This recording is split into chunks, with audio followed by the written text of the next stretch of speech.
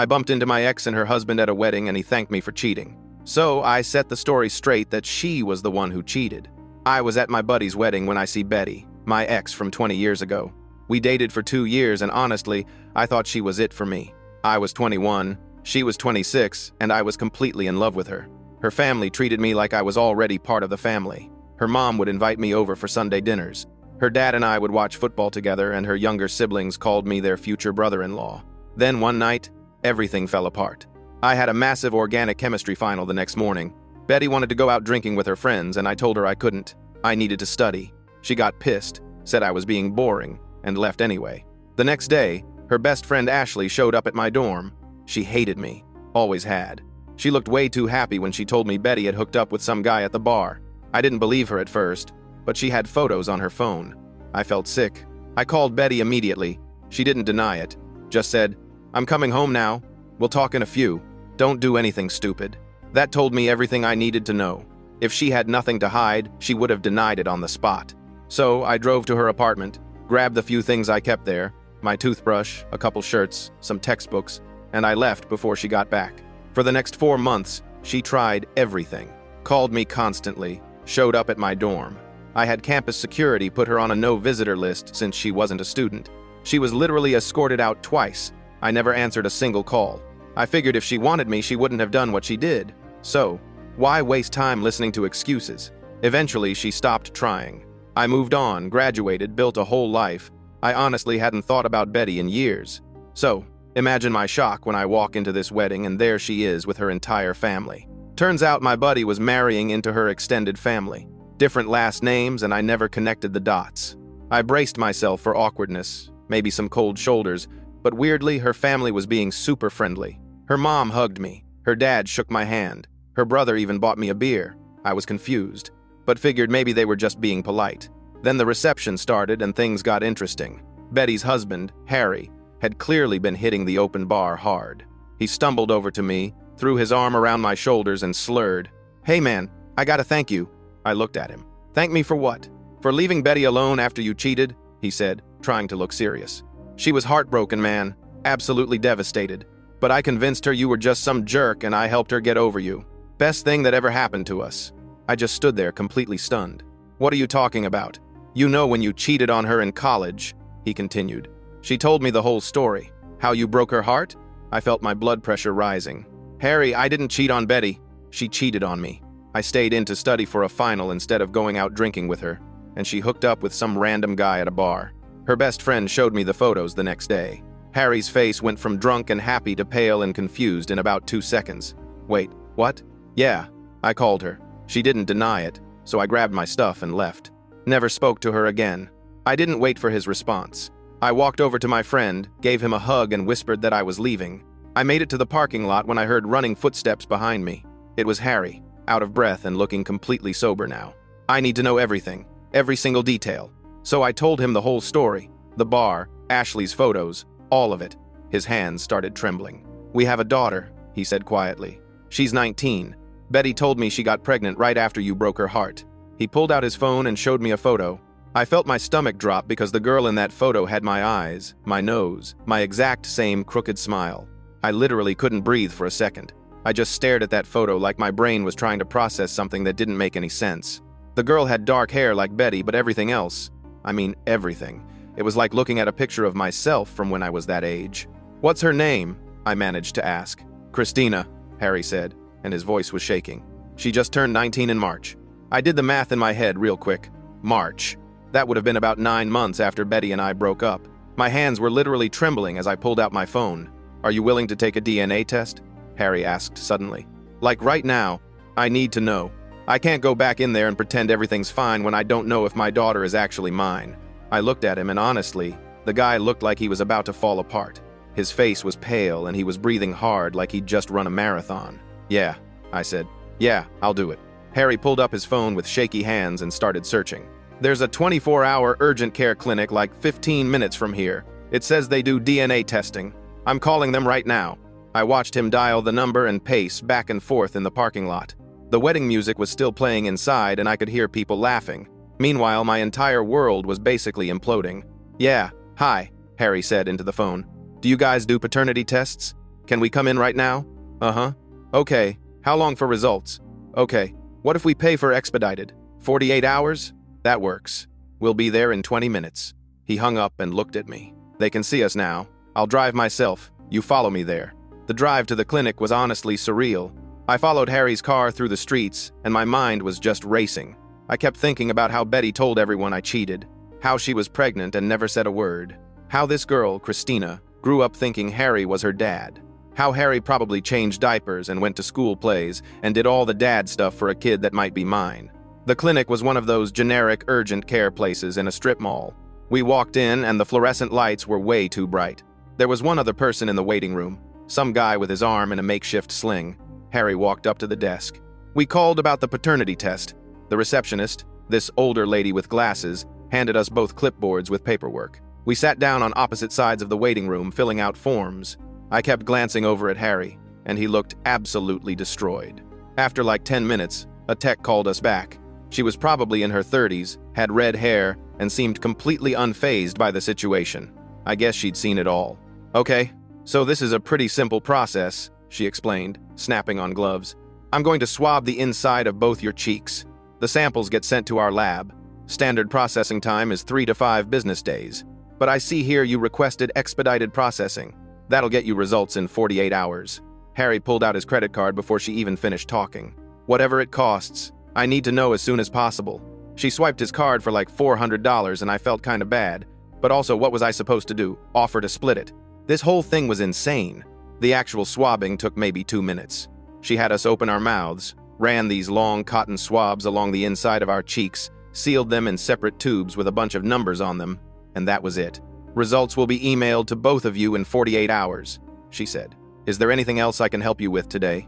We both just shook our heads. What else was there to say? We walked back out to the parking lot in total silence. It was dark now, and the parking lot lights were flickering. I don't know if I want the test to be positive or negative, Harry finally said. He wasn't looking at me, just staring at the ground. If it's positive, Christina isn't my biological daughter. If it's negative, my wife has been lying to me about you for 20 years for no reason. He laughed, but there was no humor in it. Either way, my marriage is probably over. He gave me his phone number. I gave him mine. Then we just stood there for another minute, not knowing what to say. I'm sorry, I told him.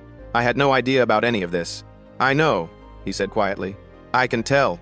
You looked like you were going to pass out when I showed you that photo. I drove home in a complete daze. My wife, Jennifer, was already asleep when I got back. We'd been married for 12 years and have 2 kids. I stood in my kitchen at like midnight, just staring at the family photos on the fridge, trying to imagine how I was going to explain any of this to her. I ended up calling my older brother Kevin. He's a lawyer, not the family law type, but he's always been the person I go to when stuff gets complicated. Do you have any idea what time it is? He answered, clearly half asleep. I might have a 19-year-old daughter I never knew about, I said. There was a pause. I'm awake now. Tell me everything. I explained the whole situation. The wedding, Harry, Betty's lies, the DNA test. When I finished, Kevin was quiet for a long moment. You need to lawyer up immediately, he said. Like tomorrow. Call Dave Mitchell, he does family law. I don't care what the DNA results say, you need legal representation before this gets messy. Gets messy? Kevin, it's already messy. It can get way messier. If that test comes back positive, Betty might try to go after you for back child support. That's 19 years worth. Even if you didn't know she existed, some courts might not care. I felt sick. Can they actually do that? Depends on the state and the judge. That's why you need a lawyer. Call Dave first thing Monday morning.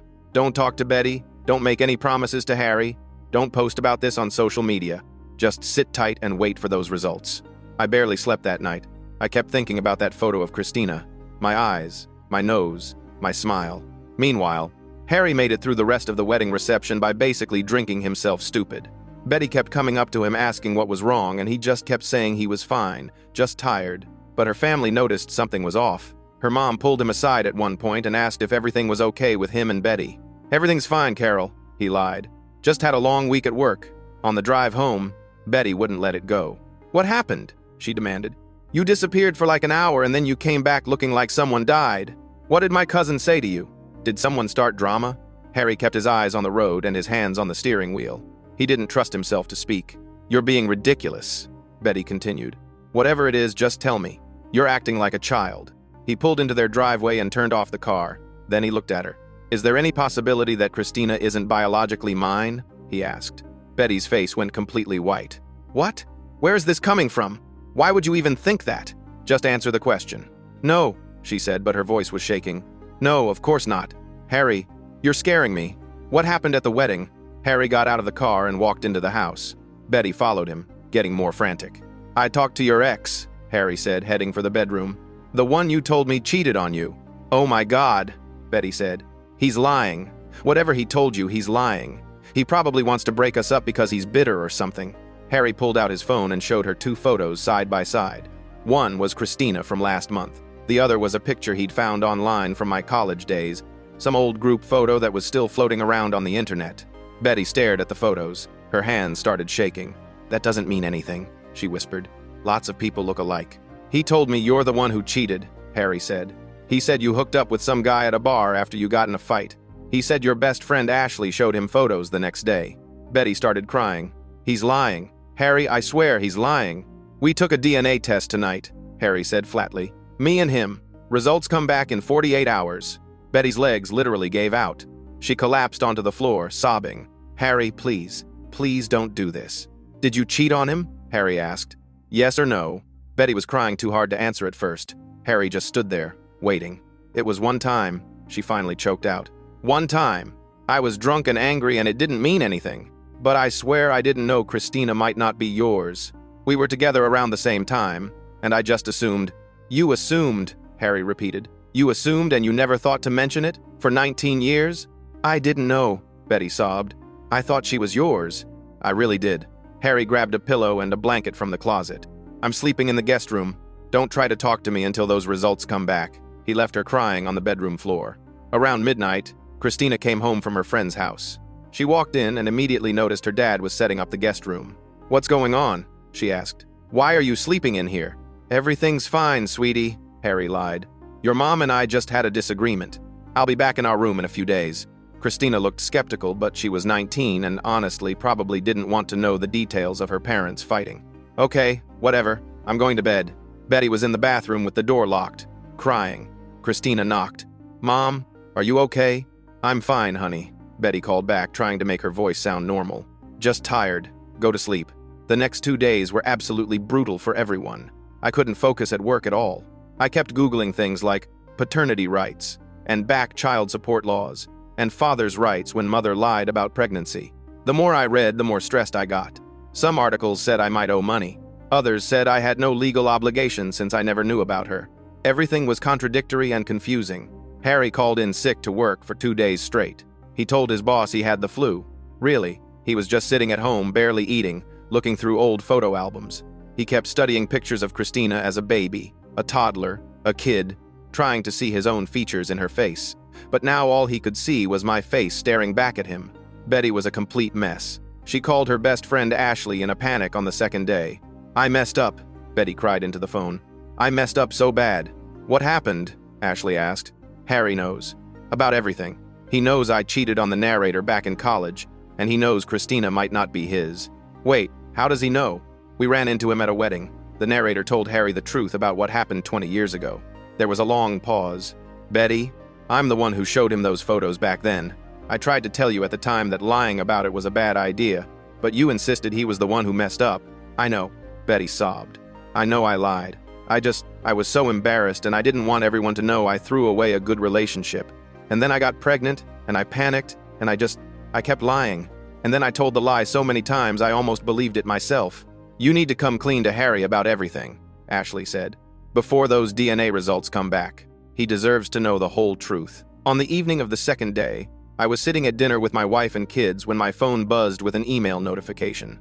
I glanced down and saw it was from the testing facility. I excused myself from the table and went into my bedroom. My hands were shaking so bad I could barely open the email. The results were clear. 99.97% probability of paternity. I was Christina's biological father. I sat down on my bed and just stared at the screen. I had a daughter, a 19-year-old daughter I'd never met, never held as a baby, never saw take her first steps or say her first words, never helped with homework or taught to ride a bike. My phone rang. It was Harry, I answered. Did you get the results? He asked. Yeah, I said. I just opened them. Me too. His voice cracked. I'm at work. I had to leave my office and throw up in the bathroom. I'm so sorry, I said, and I meant it. It's not your fault, Harry said quietly. You didn't know. I'm forwarding you the results now. I need to go home and talk to Betty. He hung up.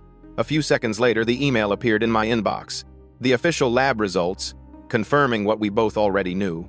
I sat in that bedroom for like 45 minutes just trying to process everything. My wife finally came in to check on me. Honey, what's wrong? You've been in here forever. I looked up at her. I need to tell you something. It's gonna sound crazy, but I need you to just listen. I told her everything. By the time I finished, she was sitting next to me on the bed, holding my hand, looking completely shocked. You have a daughter, she said slowly. You have a 19-year-old daughter. I didn't know, I said. Jennifer, I swear I had no idea. I know, she said. I believe you. This is a lot to take in. Meanwhile, Harry drove home in the middle of a workday. He walked into the house and found Betty doing laundry in the basement. She looked up when she heard his footsteps and immediately knew from his face. The results came back, he said. Betty's face crumpled. Harry, please. He held up his phone, showing her the email. 99.97% probability. He's her biological father. Betty sank down onto the floor next to the washing machine. I'm so sorry. I'm so sorry. Harry sat down on the bottom step of the basement stairs. I need to know the complete truth. Everything that happened 20 years ago. No more lies. So, Betty told him. She admitted that she got drunk after the fight, went to the bar with her friends, and hooked up with some random guy whose name she didn't even remember. She admitted that she and Harry had been intimate around the same time, so when she found out she was pregnant a few weeks later, she just assumed it was his. She said she never seriously considered that it might not be. But why did you lie about who cheated? Harry asked. Why make him the bad guy? Betty wiped her eyes. Because I was embarrassed. Because I didn't want my family to know I was the one who messed up. Because it was easier to be the victim than to admit what I did. You lied to me for 19 years, Harry said, and his voice was completely flat. You let me raise another man's child while you told everyone he was the one who destroyed your relationship. I'm sorry, Betty whispered. I'm so sorry. Our marriage is over, Harry said. I want a divorce. Betty's head snapped up. No. Harry, please. We can work through this. For Christina's sake, please. Christina deserves to know the truth about who her real father is, Harry said. I'm telling her. Please don't, Betty begged. Not yet. Let's think about how to do this the right way. She's going to be devastated. The right way would have been telling her the truth from the beginning, Harry said. But you didn't do that. So now we do it the hard way. I called Harry back that evening. We talked for over an hour about how to handle telling Christina. I wanted to wait, give everyone time to process.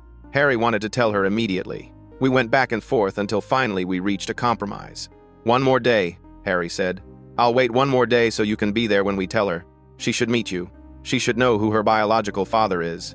Are you sure? I asked.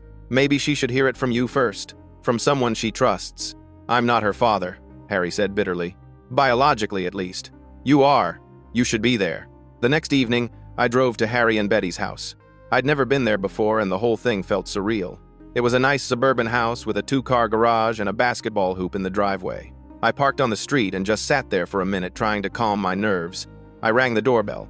A teenage girl answered. Christina. In person, the resemblance was even more obvious. She had Betty's dark hair and petite build, but my eyes, my nose, the same slight gap between her front teeth that I had. Can I help you? She asked, looking confused. Hi, I said, and my voice came out weird. I'm an old friend of your mom's. Is she home? Yeah. Come in, I guess. She stepped aside and called out, Mom, some random guy is here for you. Betty appeared from the kitchen. When she saw me, her face went pale. Christina, honey, can you go sit in the living room? Your dad's in there. We need to talk to you about something. About what? Christina asked, starting to look annoyed. Is this like an intervention about my grades? Because I already told you. I got a B in statistics, not a C. Just go sit down, Betty said. We all gathered in the living room. Christina sat on the couch, looking increasingly irritated. I sat in an armchair, trying not to throw up. Harry was already crying before anyone even said anything. Betty stood near the doorway like she was ready to run. Christina, honey, Betty started. There's something we need to tell you. It's about your dad. About Harry. Oh my God, are you guys getting divorced? Christina asked, looking between her parents. Is that what this is? Harry isn't your biological father, Betty blurted out. Christina laughed. What? That's not funny. Nobody else was laughing. She looked around at all of us. Wait, are you serious right now? She asked, her voice getting higher. What the hell are you talking about? I dated your mom in college, I said quietly. We broke up 20 years ago, right before she got pregnant with you. We just found out a few days ago that I'm your biological father." Christina stared at me. "Who the hell are you? Why are you in my house?" "His name is—" Betty started. "I don't care what his name is," Christina shouted, jumping to her feet. "Dad, tell them this is crazy. Tell them this isn't real." Harry's face was streaked with tears. He pulled out his phone with shaking hands and showed her the DNA results. Christina grabbed the phone and read the email. Then she read it again. Then she threw the phone across the room where it bounced off the wall and clattered to the floor. "You're lying!" she screamed. "All of you are lying!" "Christina, please." Betty reached for her. Christina shoved her away. "Don't touch me! You lied to me my entire life! My entire life!" She looked at Harry. "You're my dad. You're my real dad." "I know, baby," Harry choked out. "I'll always be your dad." "Then why are you telling me this?" Christina was crying now, angry tears streaming down her face. "Why are you doing this to me?" She glared at me. "I don't know you. I don't want to know you. Stay away from me." She ran upstairs and I heard a door slam so hard the pictures on the walls rattled. We all just sat there in awful silence. Betty was crying, Harry was crying, I felt completely helpless. "I should go," I finally said. "Give her some space." Harry walked me to the door. "I'm sorry, she's just in shock." "Don't apologize," I said. I can't even imagine what she's feeling right now." We exchanged a look that said everything neither of us could put into words. Then I left. Christina didn't come out of her room for the rest of the night.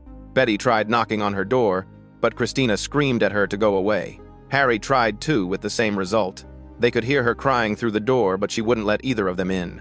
The next morning, Christina finally emerged around 9. Her eyes were puffy and red. She walked right past Betty like she wasn't even there, and went straight to Harry, who was making coffee in the kitchen. "Do you still love me?" she asked, her voice small. "Even though I'm not really yours?" Harry dropped the coffee mug he was holding. It shattered on the tile floor. He pulled Christina into his arms and just broke down completely. "You're my daughter," he sobbed. "You'll always be my daughter. Nothing changes that. Nothing." They stood there crying and hugging in the kitchen while Betty watched from the doorway, not included. Over the next few days, Christina asked to see pictures of me. Betty showed her my social media profile since I had a semi-public Instagram for my small business. Christina scrolled through photos of me, my wife, my kids, her half-siblings that she never knew existed. "They have my nose," she said quietly, looking at a picture of my 9-year-old son. Seeing the resemblance made everything feel way more real. This wasn't just some weird mistake or mix-up. This was her actual biological family. The news spread fast. Christina told her 2 closest friends what happened. They told other people. Within a week, half her college campus knew. People were messaging her asking if it was true. Some were supportive, others just wanted gossip. During that first week, I sent Christina a message on Instagram. I must have typed and deleted it like 50 times before I finally settled on something. "Hi, Christina. I know this is weird and overwhelming. I understand if you never want to meet me or talk to me, but if you have questions or want to talk, I'm here. No pressure." Christina read the message immediately. Then she didn't respond. 3 days passed. I figured she'd decided she wanted nothing to do with me, and honestly, I couldn't blame her. Then, on day 3, late at night, she finally replied. Just one word. "Okay." I showed Jennifer the message. "What does that mean?" I asked. "I think it means she's processing," Jennifer said. "Give her time." A few days later, Christina messaged again. "Can we meet for coffee or something?" I responded immediately. "Yes, absolutely. Whenever works for you." We agreed to meet at a Starbucks near her campus, neutral territory. I got there 20 minutes early and sat in my car changing my shirt twice because I couldn't figure out what to wear to meet your 19-year-old daughter for the first time. What do you even wear to something like that? I finally settled on a plain blue button-down and jeans and walked into the Starbucks. I bought a coffee I didn't drink and sat at a table in the corner. Christina walked in exactly on time. She was wearing ripped jeans and an oversized sweatshirt and had her hair in a messy bun. She was wearing sunglasses even though we were inside. We just stared at each other for a minute. It was the most awkward moment of my entire life. "Hi," I said. "Hi," she said back. She sat down across from me, leaving her sunglasses on. I realized she was probably hiding that she'd been crying. "Do you want me to get you a coffee?" I asked. "I'm okay." We sat in painful silence. I had no idea what to say. How do you even start a conversation like this? "So," Christina finally said, "my friends think this is insane." "It is insane," I agreed. "Are you married?" she asked. "Yeah, 12 years. Kids? 2. A daughter who's 12 and a son who's 9. Christina nodded slowly. "So, I have, like, half-siblings." "Yeah, that's weird." Yeah, it really is. I pulled out my phone and showed her some pictures. Recent ones from a family vacation we took to the beach over the summer. Christina studied them carefully. Your daughter looks like me, she said. She does, I agreed. She has your mom's dark hair, though. Betty's not my mom, Christina said sharply. She raised you, I said carefully. That still means something. She lied to me for my entire life. Christina's voice was cold. About you. About everything. Why did you leave her? She asked suddenly. When she was pregnant with me. Why did you just abandon us? I felt like I'd been punched. I didn't know she was pregnant. She never told me. Christina took off her sunglasses. Her eyes were red and puffy. That's not what she said. She said you cheated on her and left when you found out she was pregnant. That's not what happened, I said as gently as I could. Your mom cheated on me. I stayed in to study for a final instead of going out drinking with her, and she got mad and went anyway. The next day, her best friend Ashley showed me photos of her hooking up with someone at a bar. When I called your mom to confront her, she didn't deny it, so I packed up my stuff and left. I never spoke to her again. I had no idea she was pregnant. Christina stared at me. She said you were the cheater. I know. Harry told me that's what she'd been saying for 20 years. So she lied about that too, Christina said quietly. She put her sunglasses back on and I saw tears sliding down her cheeks. Everything she ever told me was a lie. I'm sorry, I said. I know that doesn't help, but I am. We sat there for another hour. The conversation got a little easier as we went. She asked about my job. I asked about her major. She told me she was studying graphic design. I told her about my small consulting business. It felt surreal, like we were two strangers making small talk, except we weren't strangers. We were father and daughter. Before she left, Christina paused. Your wife knows about me, right? And your kids? My wife knows everything, I said. The kids, we haven't told them yet. We wanted to see if you wanted to meet them first. I don't know, Christina said. This is a lot. No pressure, I assured her. We'll go at whatever pace you're comfortable with. She nodded and left. I sat there for another 10 minutes just processing the whole thing. That night, Christina went home and found Betty cooking dinner. She walked right past her without saying a word. Christina, can we please talk? Betty tried. I met him today, Christina said, not turning around. My biological father. Betty's spatula clattered into the pan. You what? I met him. We got coffee. He told me what really happened 20 years ago. He's lying. Stop, Christina said, whirling around. Just stop lying. He told me you're the one who cheated, that you hooked up with some guy at a bar, that you lied to everyone for 20 years and made him look like the bad guy when really it was you. Betty's face was white.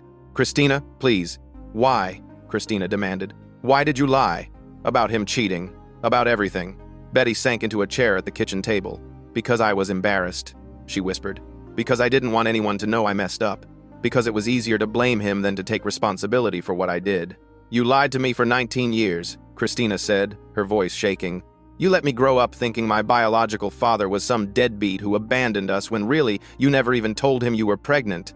I thought he was a bad person, Betty tried. I convinced myself. You convinced yourself of a lie, Christina interrupted. And the lying is worse than the cheating ever was. She walked out of the kitchen, leaving Betty crying at the table. The next day, Betty went to therapy for the first time.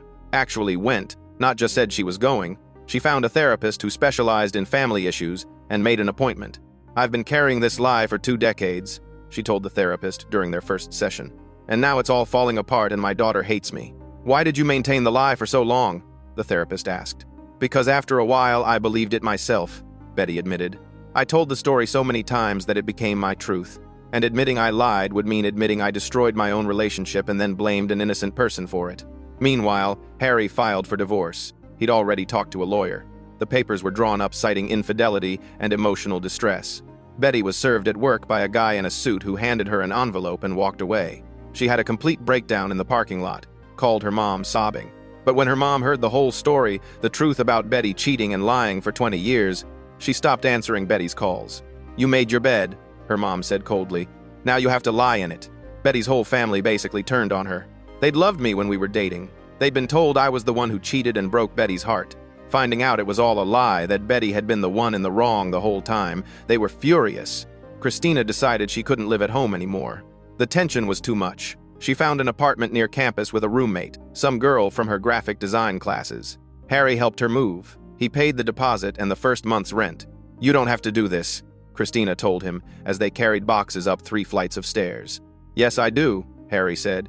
You're my daughter. That doesn't change just because of biology. Betty showed up uninvited on moving day with boxes of Christina's childhood stuff, photos, artwork from elementary school, her favorite stuffed animal from when she was 5. "I thought you might want these," Betty said, trying to smile. "You should have asked before just showing up," Christina said coldly. "This is still my daughter's life," Betty snapped. "I have a right to be here." "You have a right to nothing," Christina shot back. "You lied to me for 19 years. You don't get to act like the concerned mom now." Harry stepped between them. "Betty, you need to leave." "She's my daughter too," Betty said, tears streaming down her face. "Then you should have treated her with enough respect to tell her the truth," Harry said. "Go home." Betty left, sobbing. Over the next few weeks, I started having weekly dinners with Christina, usually just at casual places, diners or pizza shops. Nothing too fancy. We were still figuring each other out. She told me about her classes and her friends. I told her about work and my hobbies. I learned she was really into photography. She learned I coached my son's soccer team. Slowly, we started building something that resembled a relationship. "My roommate thinks this is the craziest thing she's ever heard," Christina said one night over pizza. "It's pretty crazy," I agreed. "She asked if I'm going to call you Dad," Christina said, not looking at me. "You can call me whatever you're comfortable with," I said carefully. "I already have a dad," she said. "Harry's my dad." "I know, but you're my father." "Yeah," she thought about that. "It's confusing. Tell me about it." A few weeks after that, I introduced Christina to Jennifer and the kids.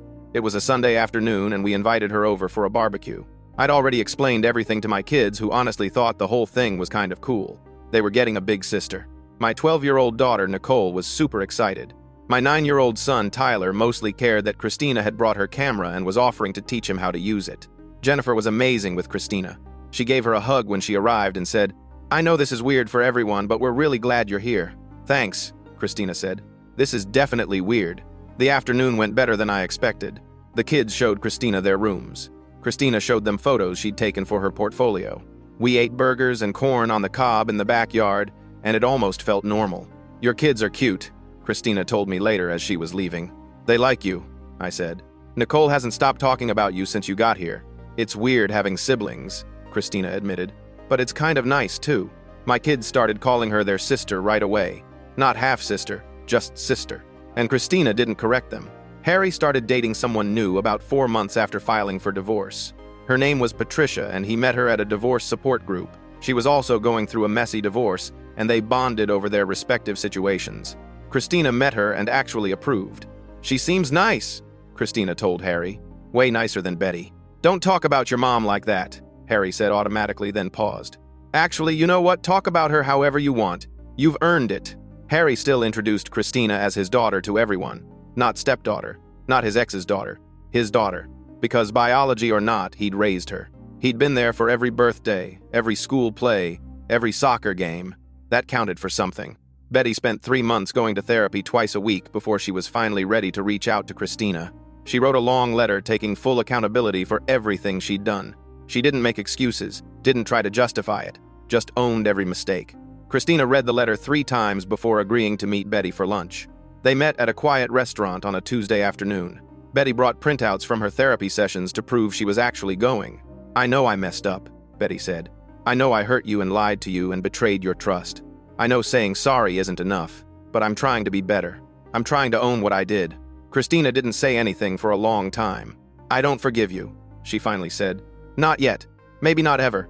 But I'm willing to try to rebuild something. If you actually stick with therapy and stop lying." "I will," Betty promised. "I'm done lying." They agreed to meet once a month for lunch. Nothing more, nothing less. Slowly rebuilding trust. My lawyer had advised me that I had no legal obligation to pay back child support since I genuinely didn't know Christina existed. But Betty's lawyer sent a threatening letter anyway, claiming I owed thousands in back payments. "They can threaten all they want," my lawyer Dave told me. "They have no case. You were never notified of the pregnancy. You never had the opportunity to be involved. No court is going to rule in their favor." "I want to contribute to her college expenses," I said. "Not because I have to, but because I want to." "That's your choice," Dave said. "But make sure it's documented as a gift, not an admission of obligation." I ended up paying for Christina's last 2 years of college. Tuition, books, housing, all of it. Not because a court made me, but because she was my daughter and I'd missed 19 years. It felt like the least I could do. The divorce between Harry and Betty was finalized 8 months after the DNA test. Harry got the house, Betty got her car, and half their savings. They agreed to both be involved in Christina's life, though Christina made it clear she'd be spending most holidays with Harry.